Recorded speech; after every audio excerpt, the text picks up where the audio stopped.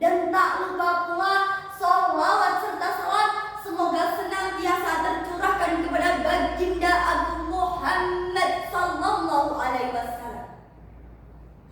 Dewan juri dan hadirin sekalian yang berbahagia, pada kesempatan kali ini izinkan saya menyampaikan sedikit tausiah dengan tema Jombang Religius dan Berdaya Saing Menuju Peradaban Dunia.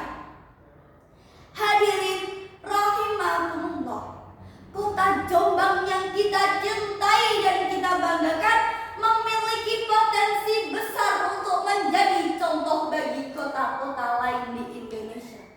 Dengan nilai-nilai religius yang kuat dan semangat berdaya saing yang tinggi, kita dapat membangun Jombang menjadi kota yang maju dan beradab. Pada kesempatan kali ini kita membahas bagaimana kita dapat mewujudkan visi ini dan menjadikan Jombang sebagai kota yang maju dan beradab. Hadirin rahimakumullah, Jombang memiliki sejarah panjang dalam mengembangkan nilai-nilai spiritualitas, dari pesantren-pesantren yang berdiri megah hingga kegiatan keagamaan yang meriah. Jombang telah menjadi contoh bagi kota-kota lain dalam mengembangkan spiritualitas dan keimanan.